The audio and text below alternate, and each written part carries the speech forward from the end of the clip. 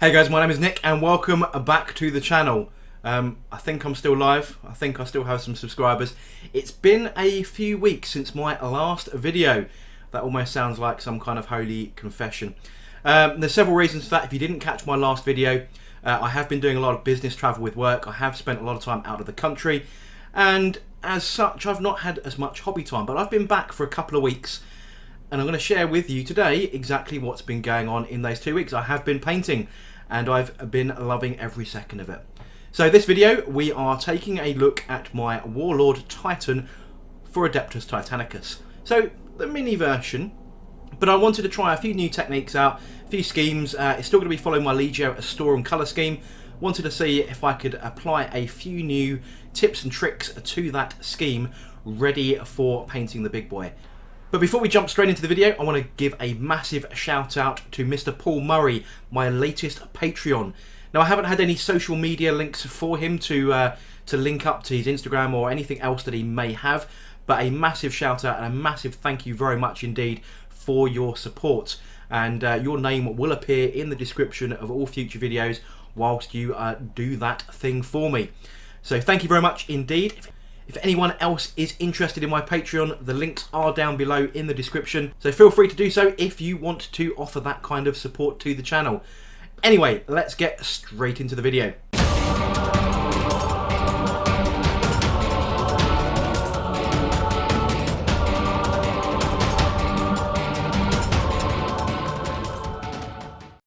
So here we go then guys, this is the Warlord Titan Adeptus Titanicus scale in all its glory. So I've basically followed the same scheme that I've done for my Leadbelcher Storm, the Warp Runners Legion, which I've got in regular Forge World / Games Workshop 28mm scale. Now the panels for this, very difficult to actually airbrush to an extent, so I've done a lot of hand painting on this. Most of the blue is actually hand painted. And then I've used all the decals because just those panels are just so small. My eyes aren't as good as they used to be. So trying to paint those Leadbelcher Storm symbols and so on, I just went with the decals that came with the kit. So pretty, it's all magnetised. So the top carapace weapons, the missile launchers and the arm weapons do remove, because after a little bit of a bun fight with Games Workshop and Forge World, they said they were going to do different weapon options, and they weren't, and then they did. And then we're back to the option of having extra frames with the weapons. So I made sure it was fully magnetised. So basically a 360-degree rotation through the kit. You can see, if you've ever seen a Warlord Titan either in a case or up close, it's almost identical. It's very, very clever kit to replicate that Forge World detail into such a minute-ish plastic kit. So really pretty happy with how this has worked out.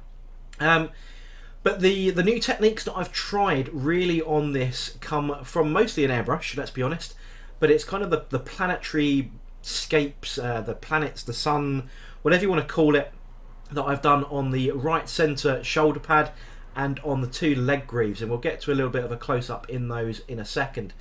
But I'll leave a list of all the paints that I've used in the description below, just so you can just use it for reference. There's a mixture of Games Workshop and Valleo paints that we used. Mostly Valleo in this case, but there are GW equivalents, so I've used a little bit of both. And there's not really much more to say about that. The important bit, or the exciting bit, is these sort of fresco pieces that I've done on the legs. Interesting technique. Basically you paint the colour of the planet. So if I looked at that red one, for example, you spray a big blob of red. Then you paint over the top of that, when that's dry, a blob of yellow. Whilst that's still wet, grab a piece of crumpled newspaper, push that onto the wet paint, lift it off straight away and let it dry, and you end up with this weird random continent kind of looking, or weird aurora effect that you get on the planetoid. So you can do that with pretty much any colour. So I've done that with blue and green for one type of planet, and then with red and yellow for this kind. And that's what you can see just up on there. I've also used a bit of jagged paper just to do a sort of a red transition, so it looks like there's some kind of other, you know, the night sky when you're in space doesn't look all perfectly black or dark blue. And then what you do over once everything's dry, put a little round sticker over the section you want to be a planetoid, spray round it in the rest of the colours of the panel, spray round that once that's all dry with a light grey or a white, so you get that aurora effect around the planetoid, and then lift the sticker, and there you go. That is as simple as it comes.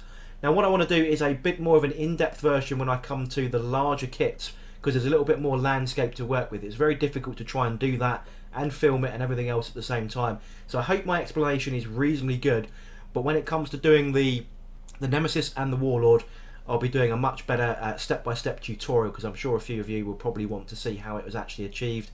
Words can only take you so far. Pictures and videos is what this channel is all about. So you can see just a few more transfers on those upper arm panels and so on, and just the Titanicus symbol on that left shoulder, and that is pretty much it. I'm quite happy with the way this has come out, to be honest.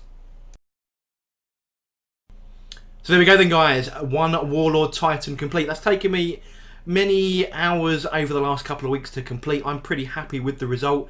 I still have the little mini knights to do. I still have some Warhound Titans to do, and of course the opposition force from that box set, which I'm going to be painting in some kind of chaos colours. I'm thinking red, black and silver just for simplicity, but that's still to follow. But I hope you enjoyed this little mini showcase, literally mini showcase. If you did, don't forget to like, comment and subscribe, and I shall catch you guys on the next video.